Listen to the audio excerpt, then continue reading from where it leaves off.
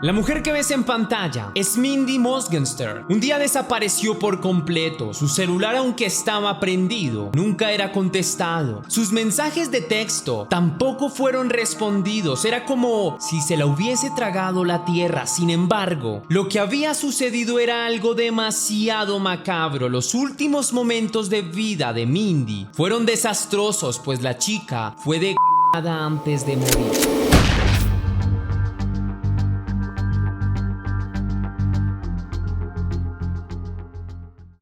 Pero antes de comenzar con este caso, quiero hablarles del sponsor de hoy, de la VPN de Surfshark, que ofrece un servicio maravilloso, en especial para aquellos que, como en mi caso, disfrutan de ver de películas, documentales de True Crime, pues con Surfshark podrás acceder a contenido que no está disponible en tu país. Usando esta VPN podrás cambiar tu ubicación de forma sencilla y accederás a muchos documentales de True Crime que no están en tu país o cualquier otra película. Y como si fuera poco, puedes navegar con absoluta tranquilidad, pues tus datos personales están protegidos. Esta es la VPN que utilizo para investigar sobre los casos que vemos en el canal, así que siempre está bien contar con una muy buena herramienta, y esa es Surfshark. Y como cereza al pastel te ofrece un antivirus que protegerá tu navegación. Ahora bien, tendrás más beneficios como encontrar vuelos más baratos que de costumbre si esto te interesa. Y como si fuera poco, Surfshark te ofrece 30 días para que pruebes el servicio, y si no estás a gusto, no hay problema, te hacen devolución del dinero. Si te interesa lo que tu amigo Tess Misterios te acaba de contar, puedes ingresar con el link que tienes en la descripción de este video y podrás ingresar con mi código Tess Misterios para obtener 4 meses extra. Así que mi leyenda, después no digas que no te avisé. Ahora sí comenzamos con el caso.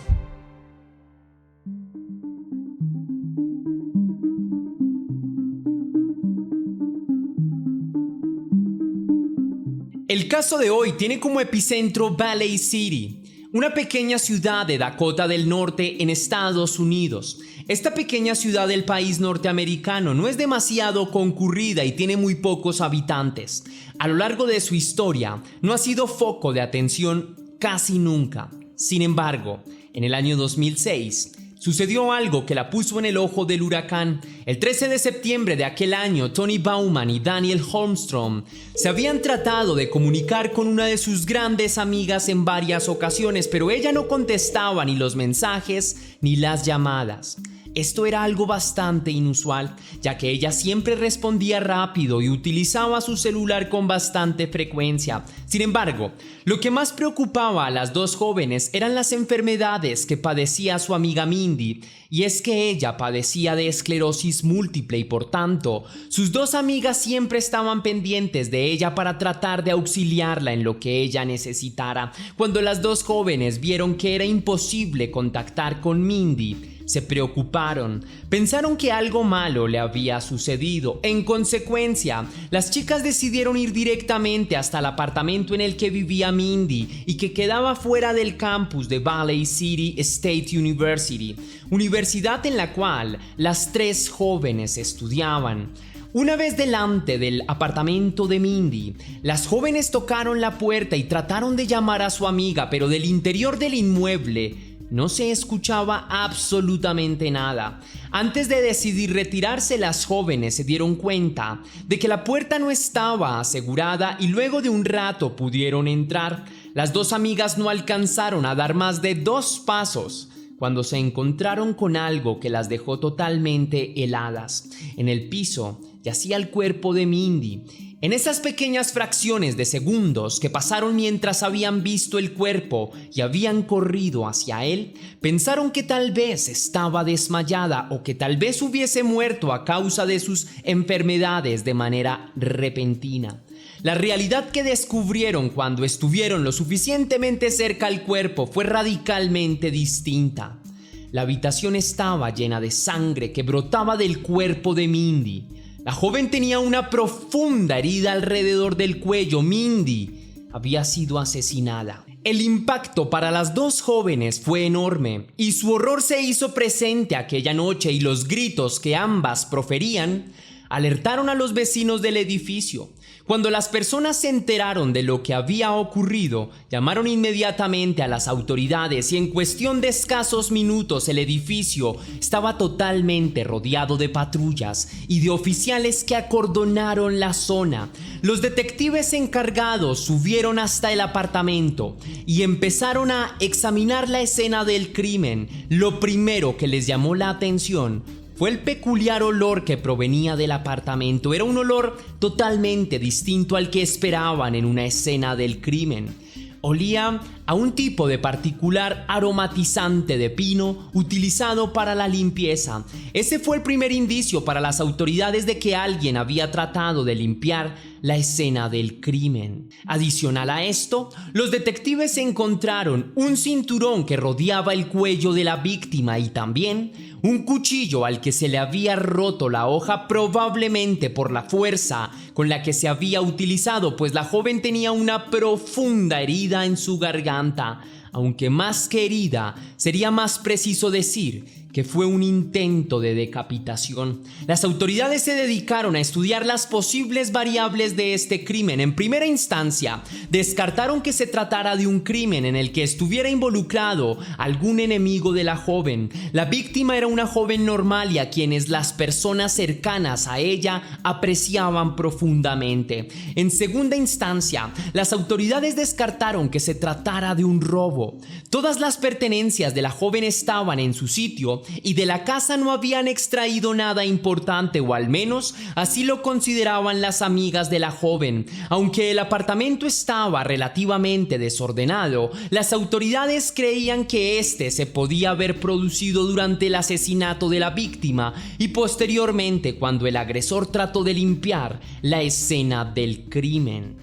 Después de levantar el cuerpo, se hicieron los procedimientos necesarios y se confirmó la identidad de la víctima, Mindy Morgenstern, una joven de 22 años. Luego de esto, las autoridades informaron sobre el asesinato de la joven a sus familiares.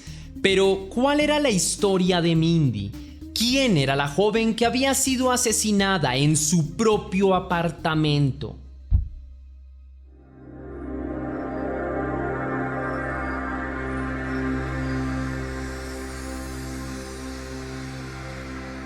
Mindy nació el 29 de abril de 1984 en Bogotá, Colombia. De sus primeros años se sabe muy poco, salvo que fue criada por su hermana y su hermano mayor, aunque no se sabe a ciencia cierta qué pasó con los padres de la joven. Los tres pequeños tuvieron que enfrentarse a múltiples dificultades, tanto económicas como sociales. Aunque se desconoce por qué medios, Mindy fue adoptada por una pareja estadounidense, Janice y Larry Morgenstern. Eran una pareja que vivía en Dakota del Norte, en los Estados Unidos. Antes de adoptar a Mindy tenían una hija biológica, pero decidieron darle una nueva oportunidad a la joven y la hicieron parte de su familia como si fuese también una hija biológica. Mindy llegó a los Estados Unidos siendo todavía una niña, por lo que le resultó fácil adaptarse al nuevo idioma y al nuevo país que se convirtió en su hogar. Sus familiares la describieron como una joven apasionada y llena de sueños, con un carácter alegre y bastante extrovertida. Era una joven a la que le resultaba bastante sencillo relacionarse con otras personas y hacer amigos. Desde siempre fue una joven muy querida por sus amigos y familiares. También era muy apreciada por la comunidad en New Salem, región en la que creció y en la que sus padres tenían una enorme casa. En su infancia y adolescencia, Mindy fue una excelente estudiante a nivel académico. Además de esto, también era una joven que destacaba mucho en las actividades físicas. Toda su vida tuvo una energía inagotable que utilizaba para practicar todo tipo de deportes. De hecho, era una joven tan activa físicamente que disfrutaba ayudando a sus padres con los quehaceres diarios, con el aseo o con necesidades de la granja. Cuando Mindy se graduó de la secundaria New Salem, decidió estudiar actividad física en la Universidad Estatal de Bailey City.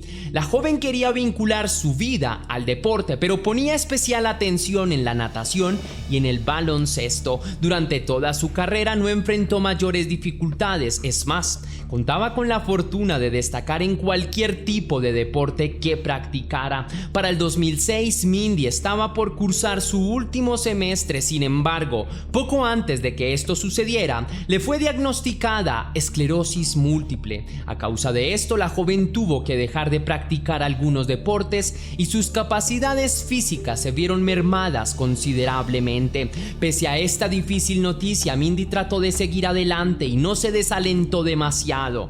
Fue a causa de su enfermedad que Mindy tuvo que dejar de vivir en el campus para mudarse a un complejo de apartamentos cercano a la universidad. El apartamento también quedaba a escasos kilómetros de la casa de sus padres. La joven se había tenido que aislar a causa de un medicamento que le habían formulado y que la hacía muy vulnerable en caso de contraer gripas o enfermedades comunes. Por esta razón, había tenido que mudarse a vivir sola. Mindy y su familia jamás imaginaron que en su nuevo vecindario había alguien que la acechaba.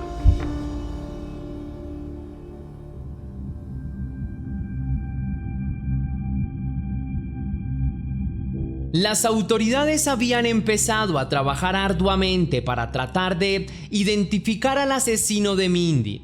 Para ello entrevistaron a familiares y amigos de la víctima. Fue así como se enteraron de que la noche anterior a su asesinato, Mindy había estado con su novio. La joven había vuelto esa madrugada a su apartamento. El novio de Mindy dijo que él había hablado con ella la mañana siguiente y le había dicho que se encontraría con un amigo en la biblioteca de la universidad. Los sistemas informáticos de la universidad detectaron una conexión del joven durante toda la mañana del 13 de septiembre. La joven habría abandonado el recinto universitario aproximadamente a las 12:30 del mediodía. Luego de esto, las autoridades trataron de confirmar si la joven había llegado sola a su apartamento o si había alguien que la hubiese acompañado. Los detectives encontraron varios testimonios en los cuales los testigos la habían visto ingresar sola al edificio. Varias cámaras también captaron los momentos en los que la joven ingresó al edificio. No iba acompañada de nadie, por lo tanto, ni el novio ni el compañero con el que esa mañana Mindy se había encontrado eran sospechosos de su asesinato. Luego de que Mindy ingresara a su apartamento, sus familiares y amigos perdieron todo contacto con ella. La joven no respondió llamadas o mensajes desde las 12:50 p.m. de ese día. Su cuerpo fue hallado a las 9 de la noche por sus amigas. Las autoridades creían que el asesinato se había producido poco después de que la joven llegara al edificio. Los detectives buscaron en las cámaras de vigilancia para identificar si algún desconocido había ingresado al edificio de Mindy ese día, pero nadie lo hizo.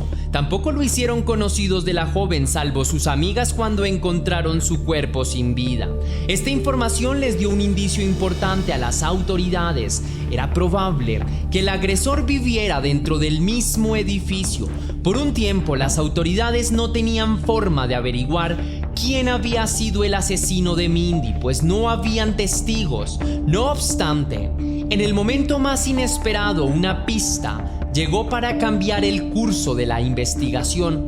Los médicos forenses encontraron en las uñas de la víctima rastros de ADN. Las autoridades empezaron a considerar la posibilidad de que tal vez Mindy hubiese tratado de defenderse y en la lucha hubiese podido rasguñar a su asesino. Aunque las pruebas se demoraron un tiempo en llegar, se logró determinar la identidad del sospechoso. Se trataba de un hombre llamado Moe Gibbs. El sujeto vivía en el mismo edificio que Mindy y había trabajado como carcelero en la prisión del condado de Barnes. Los antecedentes del principal sospechoso del asesinato de Mindy resultaron bastante confusos para los detectives, puesto que para ocupar un cargo de este tipo, las personas debían tener antecedentes penales totalmente limpios. Aunque esto no hacía de Moe Gibbs inocente, al menos despistó durante un tiempo a las autoridades. La confusión confusión de los detectives fue todavía más grande cuando interrogaron al sospechoso. El sujeto parecía tener una coartada creíble y aunque dijo que aquel día no había estado en casa, sino que había estado buscando un nuevo apartamento para poderse mudar con su esposa embarazada, en realidad el hombre no pudo confirmar su paradero durante las horas que las autoridades creían que se había producido el asesinato de la joven. Por tal motivo, las autoridades lo siguieron investigando de cerca. Al recabar más profundo en el pasado del sospechoso, las autoridades descubrieron información muy importante. El sujeto se había cambiado el nombre en el año 2005. Antes de eso se llamaba Glenn Dale Morgan Jr. Con el nombre anterior del sujeto encontraron otros antecedentes. Las autoridades descubrieron que el individuo había estado en la Marina de 1990 a 1999 y que había sido condenado por un tribunal militar por intento de asesinato premeditado.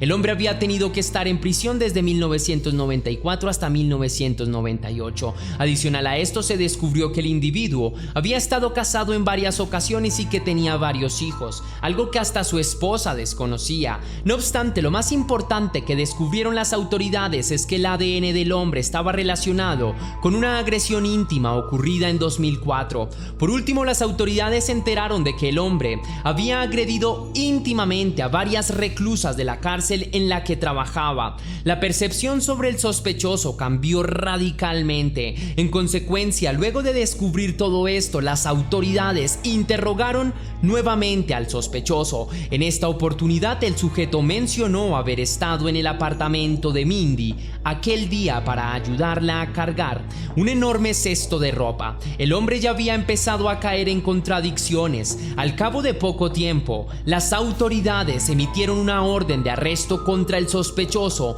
y este fue capturado inmediatamente. Después de su captura, Mo Gibbs, antes conocido como Glenn Dale Morgan, fue acusado formalmente por asesinato en primer grado en contra de Mindy Morgenstern. Adicionalmente, fue acusado por un cargo de agresión íntima en Fargo y 6 cargos de agresión íntima por las acciones que llevó a cabo en la cárcel.